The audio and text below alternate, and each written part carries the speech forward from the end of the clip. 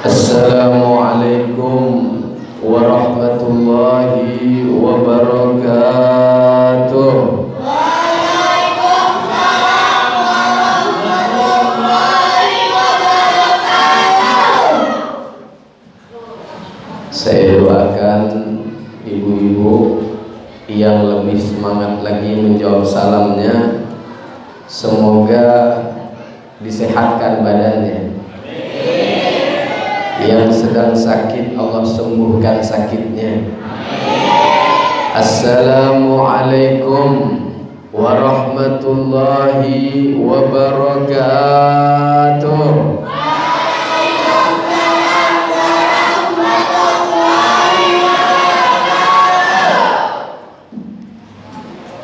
Innallaha yuhibbul witra. Sesungguhnya Allah itu senang kepada yang ganjil-ganjil. Maka salamnya kita ulangi sekali lagi. Saya doakan bapak-bapak yang saat ini dalam keadaan susah, Allah keluarkan dari kesusahannya. Yang sedang terlilit utang piutang, Allah lunaskan utang piutangnya. Mudah-mudahan nanti yang memberikan hutang dilupakan oleh Allah. Jadi nanti pas ketemu dia lupa kalau kita punya hutang sama dia.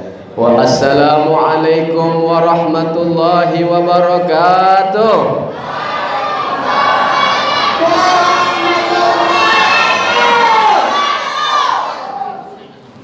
Bismillahirrahmanirrahim. Alhamdulillahilladzi hadana bi'abdihil mukhtari man da'ana ilaihi bil idni wa qad nadana labbaika ya Rasulullah, labbaika ya Habiballah, labbaika ya man dallana wa hadana. Allahumma salli wa sallim wa barik ala sayyidina wa nabiyyina wa syafi'ina wa maulana Muhammadin wa ala alihi wa ashabihi wa man tabi'ahum bi ihsan ila yaumiddin. Subhanaka la ilma lana illa ma 'allamtana innaka antal alimul hakim. Wala haula wala quwwata illa billahil aliyil azim. Rabbi shrah li sadri wa yassir li amri wahlul 'uqdatam min lisani yafqahu qawli. Amma ba'd. Yang sama-sama kita hormati dan kita muliakan Bapak Camat dan Bapak Lurah Kelurahan Talangbabat serta tokoh-tokoh masyarakat, tokoh pemuda. Kemudian yang sama-sama kita hormati dan kita muliakan para alim ulama, para tuan-tuan guru, para ustadz, para imam, para khatib, tua-tua tengganai, serta hadirin wal hadirat, dan tidak lupa juga yang berkat jerih payahnya, berkat pengorbanan tenaga, pikiran dan materinya kepada para panitia penyelenggara peringatan Isra wal Mi'raj Nabi besar Muhammad sallallahu alaihi wasallam, Musalla Nurul Iman yang berbahagia. Puja dan puji syukur marilah sama-sama tak henti-hentinya kita panjatkan kehadirat Allah Subhanahu wa taala yang telah mentakdirkan kita dapat hadir di tempat yang mulia ini dalam rangka memperingati peringatan Isra wal Mi'raj Nabi besar Muhammad sallallahu alaihi wasallam. Kemudian seterusnya salawat dan salam juga tak henti-hentinya kita kirimkan keharibaan baginda kita Nabi yang agung, yaitu Nabi Yuna Muhammad sallallahu alaihi wa alihi wasallam. Bapak Ibu, tadi sebelum saya sampai ke musalla ini mendengarkan senandung sholawat yang luar biasa dari anak-anak yang masih polos, masih bersih, masih kecil-kecil, tapi luar biasa semangatnya melantunkan sholawat kepada Rasulullah Sallallahu Alaihi Wasallam. Maka ibu-ibu dan bapak-bapak, banggalah kepada anak-anak kita yang sedari kecil, sejak dini sudah kita tanamkan kecintaan kepada Rasulullah Sallallahu Alaihi Wasallam. Kalau bukan karena kesukaan mereka, tidak mungkin mereka begitu bersemangat memuji Rasulullah Sallallahu Alaihi Wasallam. Maka saya terharu melihatnya, karena saya juga di Kuala Tungkal itu punya majelis taklim yang kalau pengajian, sebelum pengajian itu diawali dengan pembacaan sholawat-sholawat seperti tadi. Rasul Sallallahu Alaihi Wasallam itu sangat senang, bahkan beliau pernah mengatakan,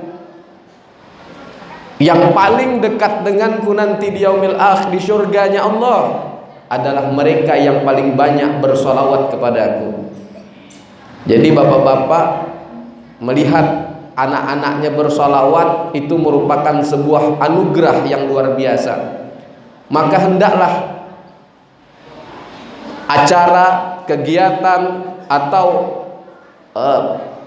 acara-acara peringatan Hari Besar Islam seperti yang kita laksanakan, baik Maulid Nabi, peringatan Tahun Baru Islam, Isra Mi'raj, kita lebih giatkan lagi, kita lestarikan budaya yang indah, budaya yang sangat baik ini. Karena kenapa? Karena tidak ada amalan yang luar biasa selain daripada amalan sholawat.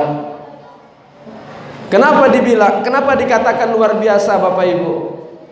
Karena tidak ada satupun amalan yang diperintahkan oleh Allah kemudian Allah sendiri ikut melaksanakannya. Percaya tidak Pak? Percaya tidak Bu? Ini sholawat Allah perintahkan, kemudian Allah juga ikut melakukan sholawat tersebut. Apa buktinya? Apa dalilnya? Dalilnya adalah yang sering dibaca ketika kita mulai membaca maulid, baik maulid Simtud Durar atau maulid Adya Ulame atau maulid-maulid yang lain, Barzanji dan lain sebagainya. Senantiasa pengarang maulid itu menukil daripada ayat tersebut. Apa bunyi ayat tersebut? A'udzu billahi minasy syaithanir rajim. Bismillahirrahmanirrahim. Innallaha wa malaikatahu yusalluna 'alan nabi. Ya ayyuhalladzina amanu sallu 'alaihi wa sallimu taslima.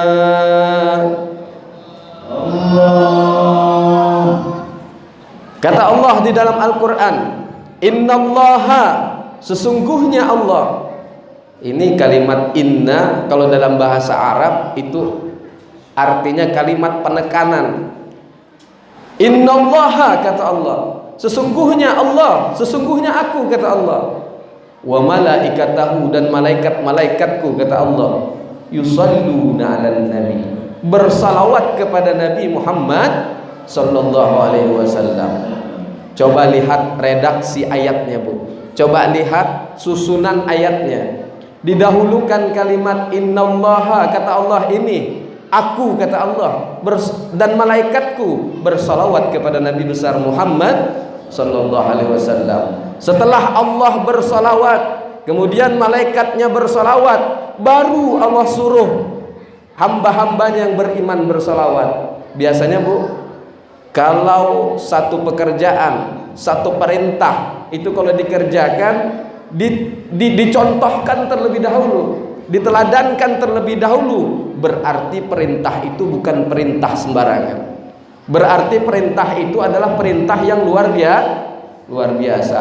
Lihat redaksi susunan ayatnya. Innallaha wa malaikatahu yusholluna 'alan nabi. Allah dan malaikatnya berselawat terlebih dahulu. Setelah Allah berselawat, malaikatnya berselawat, baru Allah suruh, ya ayyuhalladzina amanu sallu alaihi wa sallimu taslima. Wahai, kata Allah, hamba-hambaku yang beriman, bersolawatlah kepada Nabi besar Muhammad sallallahu alaihi wasallam. Lihat ibu, lihat bapak, ada pernah kita lihat satu amalan contoh? Saya mau tanya sama ibu atau bapak, pernah tidak Allah memerintahkan kepada hambanya untuk mengerjakan sholat, kemudian Allah ikut sholat juga? Pernah tidak?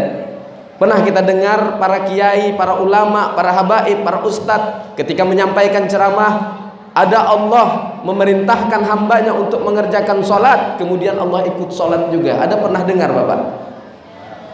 Tidak, Pak? Allah perintahkan puasa, tidak pernah kita dengar Allah juga ikut berpuasa. Allah perintahkan kita mengeluarkan zakat, tidak pernah kita mendengar atau mendengar ceramah keterangan dari para ulama yang mengatakan Allah juga berzakat. Begitu juga dengan haji, tidak pernah kita melihat atau mendengar bahwa Allah memerintahkan kepada hambanya untuk melaksanakan ibadah haji, kemudian Allah ikut juga melaksanakan ibadah haji.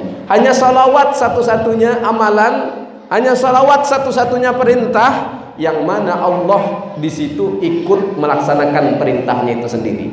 Bahkan bukan cuma sekedar ikut, tapi mencontohkan.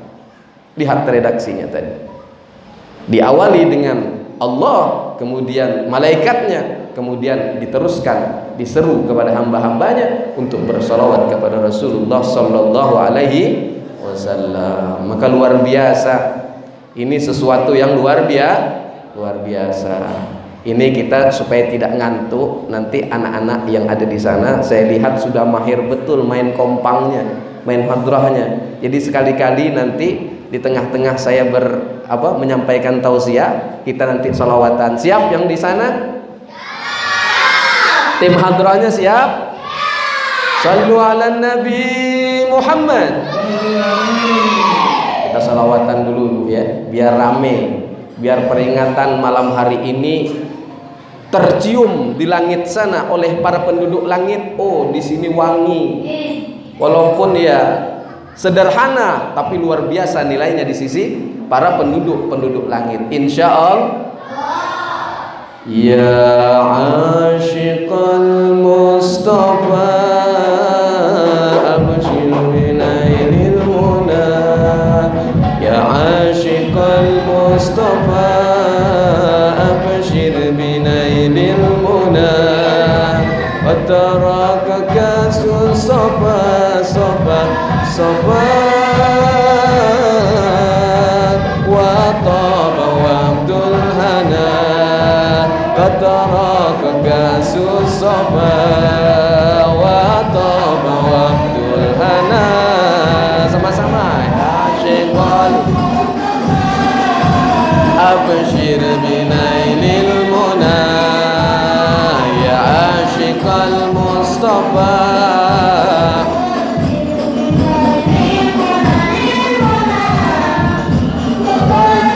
sofa sofa sofa. Wa taba wa abdul hana. Wa taraka kasus sofa. Wa taba wa abdul hana.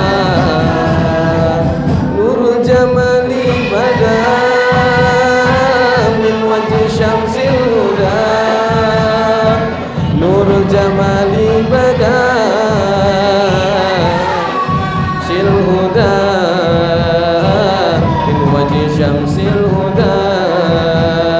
Nurul jamali bada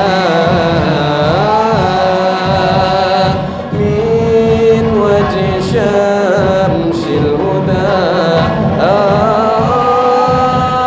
Aman fadluhu ammana.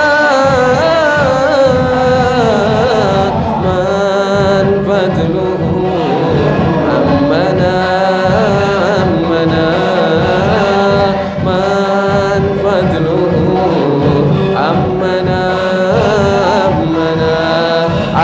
hana qatarakaka susaba wa taba waqtul hana qatarakaka susaba wa taba waqtul hana ya ashiqal abshir ya ashiqal Mustafa abshir binailil muna wa tarakaka susaba saba saba wa taba waqtul hana wa tarakaka susaba wa taba waqtul hana. Alhamdulillah. Senang tidak Bu? Senang tidak Pak? Alhamdulillahi Rabbil alamin. Kalau sudah senang memuji Rasulullah, insya Allah Rasulullah tersenyum melihatnya, insya Allah. Tadi saya lupa mengucapkan terima kasih yang sebesar-besarnya kepada Bapak Wakidi. Ini berkat beliau ini yang menjadi perantara sehingga saya bisa bertemu dengan bapak-bapak sekalian. Saya doakan semoga, kita doakan beliau semoga senantiasa diberikan kesehatan oleh Allah sehingga bisa membantu dakwahnya para ustadz. Saya tadi cerita-cerita, kemarin juga cerita-cerita sama beliau. Beliau ini kalau ada habaib yang datang, para ustadz, para ulama yang datang, beliau siap untuk memenuhi keperluan-keperluan daripada mereka. Maka orang-orang seperti beliau ini adalah orang-orang yang insya Allah menjadi khadimnya Rasulullah SAW. Orang yang diperhitungkan menjadi orang-orang yang membantu dakwahnya Rasulullah SAW. Amin Allahumma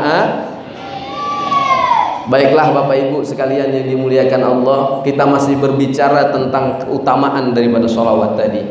Ibu, Bapak, itu matanya masih 20 watt ya. Belum ngantuk ya maksudnya. Bapak belum ngantuk ya. Nanti kalau mulai kelihatan matanya sudah 5 watt, kita sholawatan lagi. Kadang kalau kita duduk di majelis ilmu, itu kayak di pantat kita ini banyak jarum. Betul Bapak ya? Kalau kita duduk di tempat hiburan, itu tahan berjam-jam, tapi rasanya tidak ada halangan. Tapi kalau sudah duduk di majelis ilmu, nah mulai. Itu kerjanya syaitan Bu. Kerjanya syaitan itu Pak. Tidak senang dia ngelihat orang yang duduk di majelis ilmu. Nanti kita bahas, setelah kita selesai membahas tentang keutamaan sholawat tadi, kita akan bahas bagaimana keutamaan orang yang duduk hadir di majelis ilmu. Bu, mau dengar cerita Ibu? Bapak ingin dengar cerita? Ini ada cerita seorang murid, seorang santri, dia punya guru. Gurunya seorang sufi, seorang wali Allah. Ini murid sudah lama mengamalkan sholawat kepada Rasulullah, sudah lama menjalankan atau menghidupkan sunnahnya Rasulullah, tetapi sampai saat itu sekian lama tidak pernah beliau ini bermimpi ketemu dengan Rasulullah SAW. Padahal kepengen sekali beliau ini bermimpi ketemu Rasulullah SAW. Jadi dia bertanya, datanglah dia kepada gurunya, kepada seorang syekh, seorang aulia Allah. Lalu datang kepada syekh, kemudian bertanya, minta amalan atau wirid supaya bisa bermimpi dengan Rasulullah SAW. Wahai syekh, kata beliau, ada tak amalan atau zikir atau wirid yang bisa saya amalkan, kemudian zikir dan wirid itu bisa mengantarkan saya bisa bermimpi dengan Rasulullah SAW, walaupun satu kali saja, katanya santri ini. Kata syekhnya, seorang sufi, oh ada amalannya, tapi bukan berupa wirid, bukan berupa zikir. Apa amalannya? Kata syekhnya, nanti kamu pulang dari sini, saya perintahkan makan ikan asin. makan ikan asin, tapi tidak boleh makannya itu minum air. Jadi sehari itu dari pulang dari rumah gurunya tadi makan ikan asin, syaratnya tidak boleh minum air dan makan yang lain-lainnya. Tok sehari itu makan ikan asin. Nah itu kata gurunya caranya supaya bisa bermimpi bertemu dengan Rasulullah SAW. Karena dia seorang murid yang sami'na wa ata'na, taat kepada gurunya. Ya sudahlah. Padahal dalam hati si murid ini bertanya-tanya, ini apa hubungannya mimpi bertemu dengan Rasulullah kok disuruh makan ikan asin. Sudahlah, karena dia murid yang taat kepada gurunya, pulang ini murid. Seharian dia makan ikan asin, tidak boleh minum air. Kemudian malam, sore, kemudian malam hendak tidur, dia merasakan begitu dahaga dan kehausan yang luar biasa. Ibu-ibu coba kalau pulang ini ya, besok pagi makan ikan asin seharian, tidak usah minum air. Bagaimana rasanya? Haus, ya, dahaga yang bersangatan. Sampai-sampai ketika ingin tidur itu, ya Allah, enak nian kalau kita minum air putih. Enak nian kata sini santri kalau saat ini minum air putih. Membayangkan air putih yang sejuk, yang ada esnya. Kemudian lama-lama akhirnya ketiduran ini santri. Ketiduran. Pas ketiduran bermimpi beliau. Bermimpi bertemu siapa? Bermimpi bukan bertemu dengan Rasulullah, tapi bermimpi minum air putih. Minum air putih. Paginya dia bangun. Kemudian dia ingin protes sama gurunya, sama syekhnya. Ini tidak betul guru aku nih. Masa aku disuruh makan air makan ikan asin, malamnya bukannya bermimpi Rasulullah, malah mimpi minum air putih. Ternyata ini murid tidak nyampe pikirannya belum, tidak nyampe. Akhirnya sudah, besok pagi dia datangi gurunya, kemudian dia protes sama gurunya. Wahai syekh, katanya kalau makan ikan asin sehari itu nanti malam bisa mimpi ketemu Rasulullah. Tapi kenapa tadi malam pas saya mimpi bukannya bertemu Rasulullah, tapi malah mimpi minum air putih. Makanya kata syekhnya, kemudian syekhnya tertawa tersenyum. Ditanya sama syekhnya, "Tidak nyampe belum otak kamu mikirkannya?" katanya. "Tidak nyampe belum syekh, tidak paham aku maksudnya apa syekh." Kemudian syekhnya bertanya, "Dari siang sampai kamu mau tidur, apa yang kau pikirkan?" "Yang aku pikirkan syekh air putih, karena terlalu haus." "Apa yang kau rindukan? Apa yang kau inginkan?" "Yang aku inginkan syekh, yang aku rindukan air putih." Kemudian setelah tertidur aku bermimpi dengan minum air putih. Makanya kata syekh, itu jawabannya. Kalau kau ingin bermimpi dengan Rasulullah, walau sebanyak apapun salawatmu kepada Rasulullah, walau sebanyak apapun sunnah yang engkau hidupkan, yang engkau ikuti, yang engkau jalankan, tetapi hatimu kosong akan kerinduan terhadap Rasulullah, kosong akan kecintaan terhadap Rasulullah, kosong akan memikirkan Rasulullah setiap hari, maka bagaimana mungkin kau akan bermimpi bertemu dengan Rasulullah. Akhirnya ini murid paham dan dia amalkan. Jadi caranya bagaimana kata murid supaya saya bisa tumbuh kecintaan dan kerinduan kepada Rasulullah? Perbanyak baca sejarah kehidupan tarikh tentang Rasulullah. Bagaimana Rasulullah dengan istrinya, bagaimana Rasulullah dengan anak dan anak-anaknya, bagaimana Rasulullah dengan umatnya, bagaimana Rasulullah ketika bercengkrama dengan sahabatnya, bagaimana perjuangan Rasulullah, bagaimana pengorbanan Rasulullah, bagaimana dakwah Rasulullah. Pelajari itu semua. Maka dengan mempelajari itu akan tumbuh kecintaan dan kerinduan kepada Rasulullah sallallahu alaihi wasallam. Makanya ada salah seorang zuriat Nabi, Al-Habib Muhammad Rizik, yang sekarang lagi di Mekah mengarang sebuah qasidah rohatil. Itu kan ada ya, Abdullah Nama ayahnya Aminah, ibundanya Abdul Muthalib, kakeknya Abu Thalib, pamannya. Ini bukan cuma sekedar dinyanyikan kemudian sudah selesai, tapi di sini mengandung pelajaran yang luar biasa supaya kita kenal dengan Rasulullah, supaya kita kenal dengan keluarganya Rasulullah, supaya kita kenal dengan perjuangan dakwahnya Rasulullah, supaya kita tahu bagaimana susah dan payahnya Rasulullah memperjuangkan agama ini, sehingga kita sampai saat ini dapat menikmati indahnya iman, Islam dan ilmu pengetahuan. Makanya lagu itu kalau bisa diresapi, dengan kita paham, dengan kita kenal. Kata pepatah, tak kenal maka tak sayang, tak sayang maka tidak cinta. Jadi untuk supaya bisa bertemu dan bermimpi dengan Rasulullah, pelajari sejarah kehidupan Rasulullah. Siap Bapak Ibu?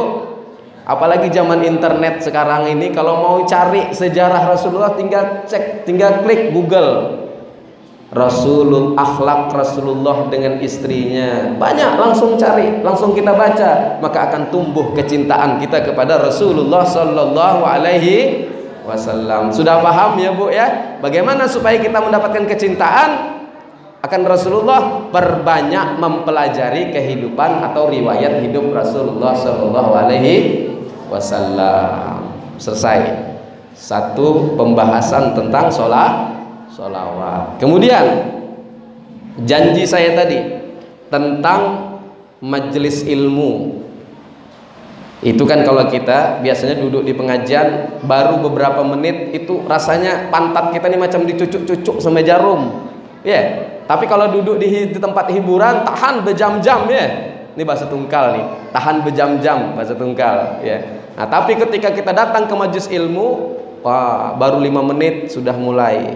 Apalagi kalau kipas anginnya slow, anginnya spoi-spoi, mulai nunduk.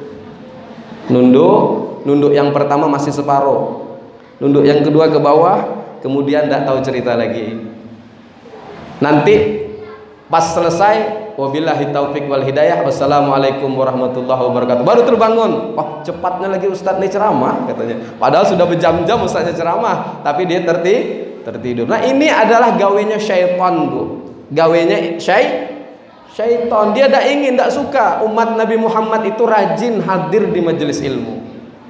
Makanya kata Rasulullah di dalam hadisnya, artinya saja ya Pak ya, kata Rasulullah, apabila umatku berkumpul di satu majelis, di satu rumah, di satu masjid, dia berkumpul di situ mengkaji Al-Quran. Mengkaji Al-Quran ini bisa kalau secara umum, secara khusus ya belajar tajwid, belajar cara membaca Al-Quran. Tapi kalau secara umum, membahas tentang halal dan haram, membahas tentang hukum ini dan itu, tentang akhlak dan ketuhanan, maka yang seperti ini juga disebut mengkaji Al-Quran. Kata Rasulullah, orang yang hadir duduk di majelis ilmu, baik di masjid, di rumah dan lain sebagainya, akan Allah turunkan kepada mereka yang pertama sakinah, ketenangan.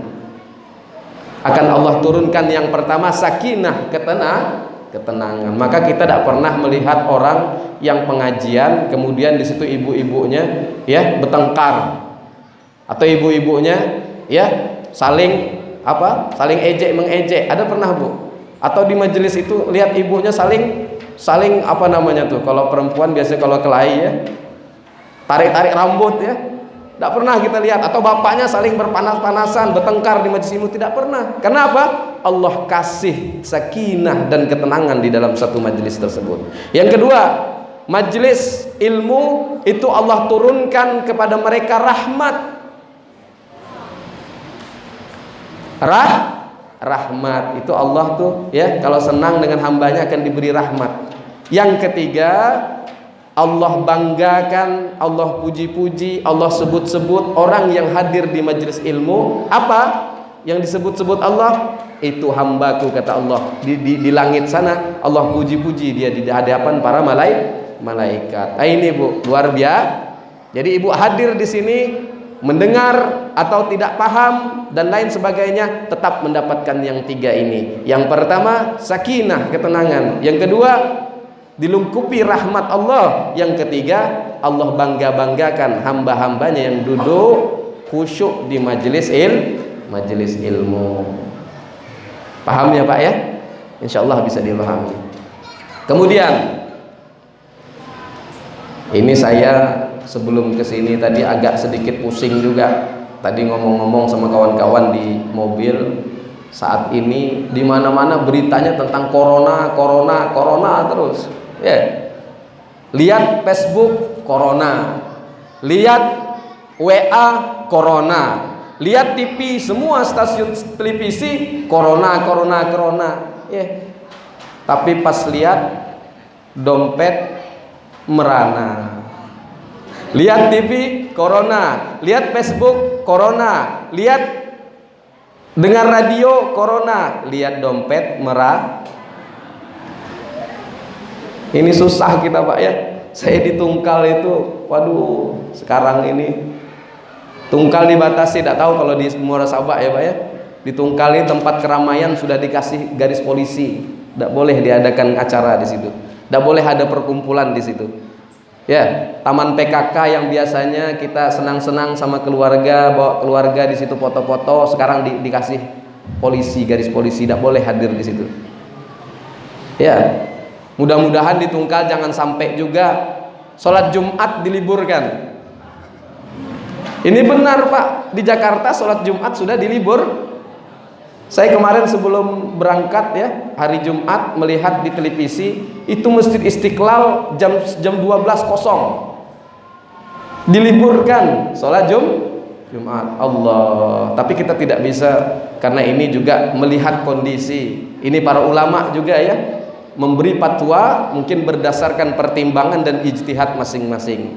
Maka ini mungkin untuk kemaslahatan kita. Kita doakan semoga yang hadir dan kita yang berada di daerah yang jauh daripada terkontaminasinya corona tersebut, Allah hilangkan, Allah jauhkan daripada wabah dan bencana daripada penyakit corona tersebut. Amin. Allahumma.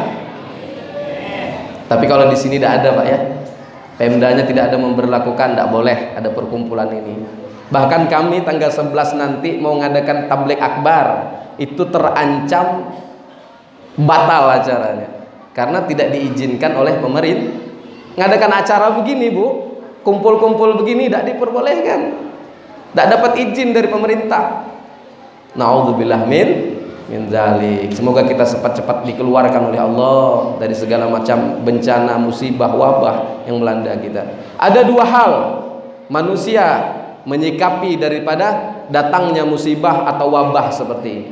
Di zaman Rasulullah juga pernah terjadi Pak. Di zaman Sayyidina Umar bin Al-Khattab pernah terjadi wabah yang luar biasa yang menelan korban hingga 25.000 orang meninggal dalam waktu yang sangat cepat.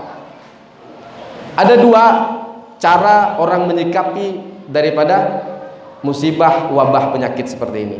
Bagi orang yang fasik, bagi orang yang munafik, mereka santai-santai saja.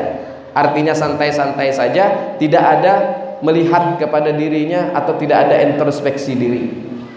Beda dengan orang beriman, ketika dia melihat ada musibah seperti ini, dia perbanyak beristighfar kepada Allah, dia banyak bertaubat kepada Allah, dia banyak bermuhasabah diri, banyak melihat diri, mengevaluasi diri. Banyak nian kesalahan kami saat ini. Mungkin karena terlalu banyaknya kesalahan kita, terlalu banyaknya maksiat kita, Allah turunkan ujian berupa azab daripada wabah musibah yang seperti saat ini. Nah, itu adalah dua hal atau dua jenis orang yang menyikapi daripada corona tersebut. Baik Bapak Ibu sekalian yang dimuliakan Allah, kita masuk kepada pembicaraan tentang Isra dan Mi'raj. Tadi qori kita, ustadz kita luar biasa menandungkan ayat suci Al-Quran yang berbunyi subhanalladzi asra bi'abdihi laylam minal masjidil haram ilal masjidil aqsa. Ini di dalam ayat tersebut Allah memulai dengan kalimat subhana. Subhana itu artinya Allah memulai dengan kalimat pujian. Makanya Bapak Ibu, kalau kita melihat sesuatu itu bisa kita berzikir dengan kalimat subhanallah, bisa juga dengan masya Allah. Tapi kita harus tahu di mana menempatkan kalimat tersebut. Ini subhanalladzi asra bi 'abdihi lailan minal masjidil haram ilal masjidil aqsa. Allah awali dengan kalimat subhana, artinya maha suci Allah yang memperjalankan hambanya dari masjidil haram ilal masjidil aqsa. Kenapa ada kalimat subhana? Karena perjalanan ini tidak bisa diukur dengan logika manusia. Karena kalau kita pikirkan pakai akal, tidak mungkin Rasulullah itu berjalan di sebahagian malam dari Masjidil Haram ilal Masjidil Aqsa, kemudian dari Masjidil Aqsa ilal Sidratul Muntaha, di atas di sana bertemu dengan Allah dalam waktu yang sangat singkat. Bahwa kemudian ada yang meriwayatkan bahwa perjalanan Rasulullah ketika Isra wal Mi'raj itu diperiksa oleh Rasulullah ketika tidur, kemudian bangun. Ya, kalau kita periksa gitu ya Bapak Ibu ya, kalau kita duduk begini kemudian kita bangun, kita pegang bekas kita duduk itu, bekas pantat yang kita duduk itu, masih terasa panas kan Bu? Kalau masih baru kan masih terasa panas ya. Begitulah waktu perjalanan Rasulullah Isra wal Mi'raj Nabi besar Muhammad SAW tersebut. Ketika Rasulullah berangkat dan kembali kepada tempat tidur Rasulullah, tempat tidur itu dipegang masih terasa hangat. Berarti perjalanan itu sangat singkat. Kalau secara logika, ya, secara fakta itu berjalan memerlukan waktu yang berbulan-bulan, bahkan mungkin bertahun-tahun. Bagaimana mungkin bisa naik ke Sidratul Muntaha melewati 7 lapis langit? Nah, maka ini karena sesuatunya ini yang di luar akal manusia, yang menakjubkan, yang tidak bisa diukur dengan logika, maka kalimat ini dimulai dengan subhana. Ini pelajaran untuk kita ketika kita melihat sesuatu yang tidak bisa masuk akal. Ada batu bisa terbang, ya, ada batu yang sampai sekarang bisa terbang, maka kita ungkapkan dengan kalimat subhanallah. Tapi ketika sesuatu itu yang biasa-biasa saja, ya, bisa dimasuk akal, orang itu cantik, orang itu ganteng, maka kita kalimatnya masya Allah. Nah, jadi begitu Bu ya. Nah, peringatan Isra dan Mi'raj, kalau perjalanannya dari Masjidil Haram ilal Masjidil Aqsa, itu mungkin sudah sering kita dengar, beratus-ratus para dai dan para habaib, para ustadz sudah menceritakannya. Pada malam hari ini saya hanya ingin menyampaikan tentang hikmah atau ibroh atau pelajaran yang bisa kita ambil dari peringatan Isra dan Mi'raj Nabi besar Muhammad sallallahu alaihi wasallam. Yang pertama peringatan Isra dan Mi'raj Nabi besar Muhammad itu hikmahnya adalah dipersatukan oleh Allah kita. Disambung tali silaturahmi kita, diperkuat ukhuwah Islamiyah kita. Ini undangannya Bapak Panitia ada tak di luar kampung ini? Ada dari kampung sebelah, ya, ada dari RT sebelah, ada dari desa sebelah, ada dari kelurahan sebelah, berkumpul di sini dalam rangka apa? Dalam rangka memperkuat tali silaturahmi. Apa kata Allah dalam Al-Qur'an? Wa'tasimu bihablillahi jami'an. Wa'tasimu bihablillahi jami'an wa la tafarraqu. Kata Allah, berpegang teguhlah engkau kepada tali Allah, maka engkau berpegang teguhlah engkau kepada tali agama Allah, dan Allah tidak senang dengan orang yang bercerai-berai. Jangan bercerai-berai kata Allah, karena Allah tidak kita sekarang ini Pak, Bu, sedang diadu domba. Yang ini sama yang ini ingin dihancurkan. Jadi diadu pemahaman ini dengan pemahaman ini. Sesama Islam ingin dihancurkan. Orang-orang yang musuh-musuh Islam itu Bapak tidak bisa menyerang umat Islam ini dengan senjata. Kenapa? Karena umat Islam itu prinsipnya kalau berjuang mati syahid, hidup muli. Kalau dia mati syahid, dapat keuntungan di sisi, dapat keuntungan tetap. Kalau dia hidup mulia, tidak ada ruginya. Jadi orang Islam kalau berjuang tidak tanggung-tanggung, tidak takut mati. Maka orang musuh-musuh Islam takut dia dengan umat Islam. Lalu bagaimana cara ia ingin menghancurkan umat Islam? Dengan cara mengadu domba. Yang sebelah sini digesek-gesek, dikompor-kompori, kemudian yang di sebelah sini dikompor-kompori, akhirnya beradu domba. bermusuhan. Begitulah cara musuh-musuh Islam ingin menghancurkan kita. Kata Rasulullah sallallahu alaihi wasallam, la yadkhulul jannah namamun. Tidak akan masuk surga, kata Rasulullah, orang yang suka mengadu domba. Jadi kita dari kaum muslimin jangan sekali-kali kita menjadi orang yang suka namimah, suka mengadu domba. Ini ibu-ibu ya, si Fulan, ibu A, ibu Rahma misalnya, dengan ibunya Nabila, ini sedang enggak berteguran, ya, sedang bermusuhan. Ada satu di tengah-tengah, ini ibunya Jamil, ibunya Titin, ini yang suka mengadu domba. Bicara kepada yang satu, ke ibu Rahma ini, bu, itu ibunya si Nabila itu orangnya begini-begini, dia nyebut-nyebuti, dia tuh buruk-burui. Akhirnya panas nih yang satu ini. Dan kemudian yang di tengah tadi datang lagi ke sebelah, ngomong lagi seperti itu ibunya, ibu Rahma itu menjelek-jelekkan. Akhirnya beradu saling bermusuhan. Jadi orang yang seperti ini, kata Rasulullah, la yadkhulul jannah namamun, tidak akan masuk surga. Naudzubillah tsumma naudzubillah min dzalik. Maka dengan adanya peringatan Isra Mi'raj, yang dari kampung sebelah diundang datang, yang dari kampung sebelah lagi datang, yang dari sana sini datang berkumpul dalam rangka memperkuat ukhuwah Islamiyah. Yang kedua, peringatan Isra dan Mi'raj Nabi besar Muhammad sallallahu alaihi wasallam, hikmahnya adalah terjadi proses pengkajian ilmu. Ini kita sekarang ini ngaji, bu, namanya. Ya, kita bicara tentang Rasulullah, berbicara tentang hikmah daripada Isra Mi'raj, itu ngaji namanya. Ya, kata Rasulullah di dalam sabdanya, tolabul ilmi faridatun ala kulli muslimin wa muslimatin. Kata Rasulullah, diwajibkan atas muslim laki-laki dan muslim perempuan untuk menuntut ilmu. Kemudian disambung oleh Al-Imam Asy-Syafi'i, mengatakan apa kata beliau? Wa man arada dunya fa alaihi bil ilmi wa man arada akhirah fa alaihi bil ilmi wa man arada huma fa alaihi bil ilmi.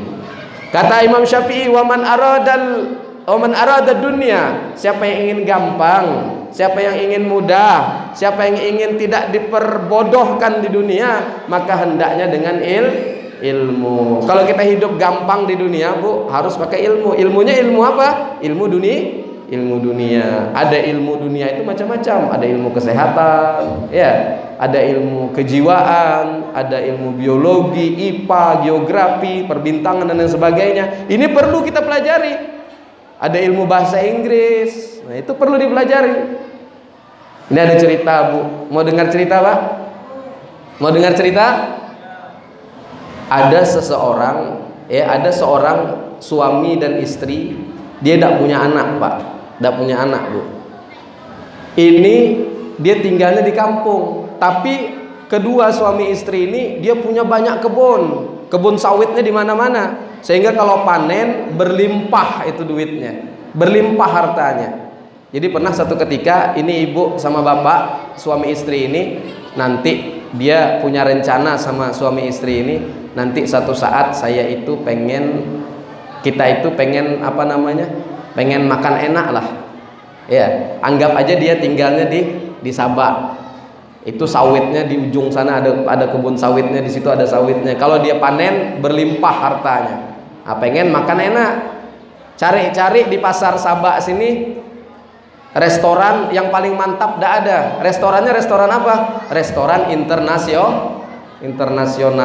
Tidak mau dia restoran Padang, tidak mau dia. Restoran Jawa, tidak mau dia. Pengen restoran internasional. Itu semua orang dunia ini, yang ada di dunia ini ada di dalam tuh. Makanan yang ciri khas negara masing-masing tuh ada di dalam tuh. Cari di Sabah tidak ketemu, akhirnya pergi ke Jambi, ketemu di Jambi. Ada di situ tulisannya restoran internasional. Jadi pas nak masuk ke dalam restoran itu, kan di pintunya, ya pak ya, di pintunya karena dia internasional, maka dia menggunakan bahasa Inggris. Ini orang berdua suami istri ini tidak suka dia dengan ilmu. Apalah kita nuntut ilmu tinggi-tinggi, apalagi ilmu bahasa Inggris, itu orang orang kafir itu yang belajar bahasa Inggris tuh, kata suami istri ini. Jadi tidak usah lah, kita tidak tinggi-tinggi sekolah, kaya juga, banyak uang juga. Ya sudah, dia berangkat ke Jambi, di depan pintu ada tertulis di situ tulisan open. Ibu-ibu pasti tahu open ya Bu ya. Ibu-ibu tahu nggak open? Kalau mau lebaran itu kan sering kita masak apa namanya, kue itu masuk ke dalam open. Ini kata ibunya, karena ibunya ini tidak ngerti bahasa Inggris, maka ibunya bilang sama bapaknya, Pak, saya seumur hidup tidak pernah lihat open sebesar ini. Kata bapaknya, oh iya juga ya Bu ya, ini open kok besar nian ini. Biasanya kalau kita mau lebaran itu opennya kecil, paling ya berapalah ukurannya. Ini besar nian, kata bapaknya. Kata ibunya, ini bahaya Pak, kalau kita masuk ke sini bisa terbakar nanti ini. Kata ibunya, oke lah, kata bapaknya, kalau begitu Bu, kita jangan masuk dulu, kita lihat dulu orang masuk ke dalam itu dia terbakar atau tidak. Ya udah, dilihatkan beberapa menit, ternyata memang ada orang masuk. Yang masuk orang Cina. Ibu tahu orang Cina? Ciri khasnya tahu? Orang Cina kulitnya putih, matanya sipit, ya pokoknya bersih putih lah. Masuk ke situ, kemudian kata bapaknya, coba kita lihat tuh, kita tunggu dulu. Beberapa saat nanti kita tunggu, kira-kira dia keluar dari dari open tersebut terbakar atau tidak. Ditunggu-tunggu beberapa menit, tiba-tiba keluarlah, yang keluar orang Afrika. Orang Afrika tahu Bu cirinya? Ciri badannya itu kalau di gelap itu, kalau dia di tempat gelap itu, kalau dia nyengir, kalau dia senyum, yang kelihatan giginya saja. Ya. Keluar orang Afrika, kata bapaknya, ini bahaya ini Pak. Ini bahaya ini, kalau kita masuk nanti warna kulit kita putih, kemudian keluar jadi hitam. Sudahlah, kata si bapaknya, tidak usah lah kita masuk Bu, nanti bahaya, terbakar nanti kita ke situ. Yaudah, kita pulang aja. Pulang ke rumah, akhirnya tidak bisa menikmati apa yang mereka inginkan. Kenapa? Karena tidak punya ilmu. Coba kalau dia punya ilmu, dia mau belajar bahasa Inggris, bisa open kan, maksudnya restoran itu buka, tinggal masuk aja. Tapi karena dia tidak berilmu, maka dikatakan itu open yang seperti lebaran biasa itu. Nah, makanya kata Al-Imam Syafi'i, kalau ingin gampang, kalau ingin tidak dibodoh-bodohi hidup di dunia, maka hendaklah dengan ilmu. Yang kedua kata Imam Syafi'i, kalau ingin gampang masuk surga, ingin gampang nanti di akhirat, ingin gampang melewati Sidratul Muntaha, ingin gampang nanti ditanya oleh Allah di yaumil hisab, maka hendaklah dengan ilmu. Ini yang mengatakan bukan Darwin, bukan pemikir-pemikir yang bukan orang Islam, tapi orang Islam, ulama yang mengatakan. Artinya kedua-duanya harus kita pelajari. Maka dari itu ibu bapak, kalau ingin gampang hidup di dunia, ingin gampang hidup di akhirat, maka hendaklah dengan ilmu. Kenapa? Karena ilmu adalah penuntun kita menuju kepada Allah Subhanahu wa ta'ala. Maka peringatan Isra dan Mi'raj yang kedua hikmahnya, terjadi pengkajian ilmu. Dengan adanya ceramah agama kita mendapatkan ilmu. Yang ketiga, yang terakhir, peringatan Isra dan Mi'raj Nabi besar Muhammad sallallahu alaihi wasallam, kita dikompakkan oleh Allah, bersama-sama kita berzikir kepada Allah, bersama-sama kita bersolawat kepada Rasulullah, dikompakkan kita memuji-muji Rasulullah.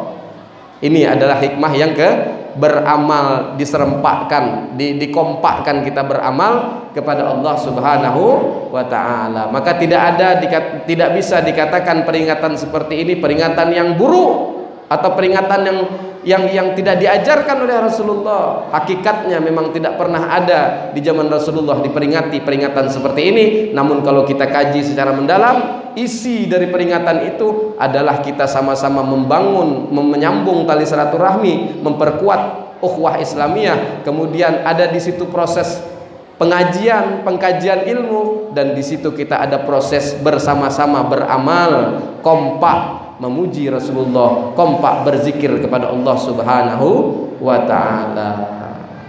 Nah, mungkin ini saja dulu Bapak, ini saja dulu Ibu ya. Mudah-mudahan apa yang disampaikan ini bisa bermanfaat untuk kita semua, bisa bermanfaat untuk keluarga kita, bisa bermanfaat untuk orang-orang terdekat kita.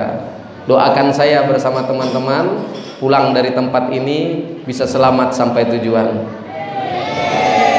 Sebelum kita tutup, marilah sama-sama kita berdoa kepada Allah Subhanahu wa taala.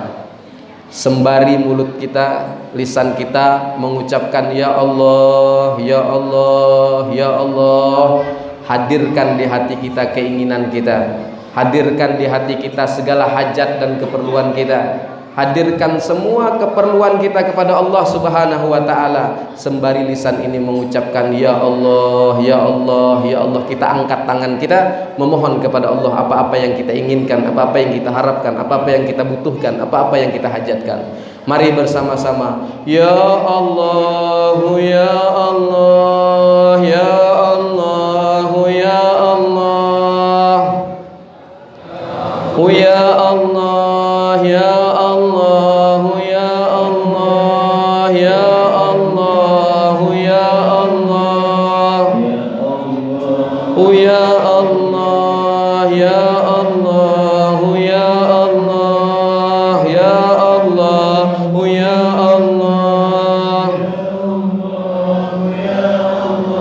ya Allah, ya Allah, ya Allah. Ya Allah, ya Allah, Engkau kumpulkan kami di sini ya Allah. Ya Allah, ya Allah, ya Allah, Engkau saksikan kami berkumpul di sini ya Allah. Engkau tatap kami yang penuh dengan dosa-dosa ini ya Allah. Ya Allah, Engkau menyaksikan kami berkumpul di sini ya Allah, memuji-muji kekasih-Mu Sayyidina Muhammad. Ya Allah, kami menghadap kepadamu, Engkau saksikan kami berlumur dengan dosa ya Allah. Ya Allah, ya Allah, ampuni kami ya Allah. Ampuni kami yang penuh dosa ini ya Allah.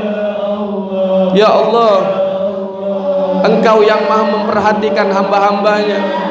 Ampuni dosa-dosa kami ya Allah yang telah zalim kepada diri kami sendiri ya Allah. Ya Allah, ampuni dosa kedua orang tua kami ya Allah. Ya Allah, ya Allah, ampuni dosa kedua orang tua kami ya Allah. Sayangi mereka sebagaimana mereka menyayangi kami ketika kecil dulu ya Allah.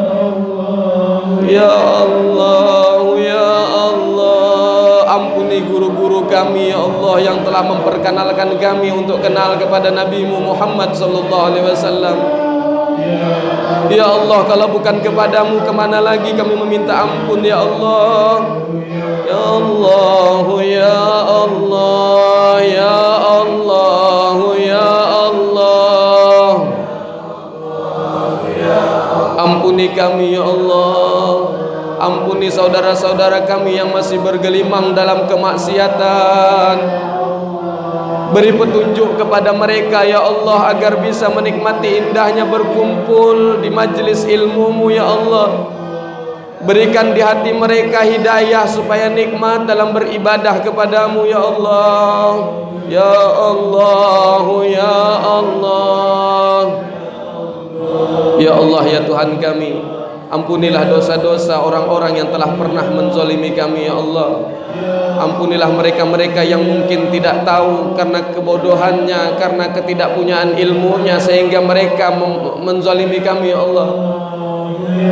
Beri hidayah kepada mereka ya Allah supaya mereka bisa menikmati indahnya ibadah kepadamu ya Allah, supaya bisa berkumpul di tengah-tengah kaum salihin, supaya bisa berkumpul dengan orang-orang saleh ya Allah.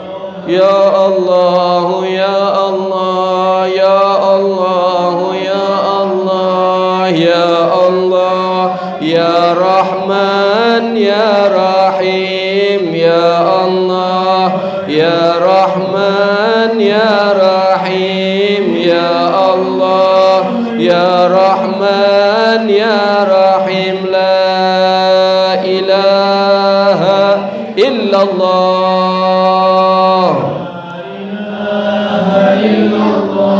La ilaha illallah.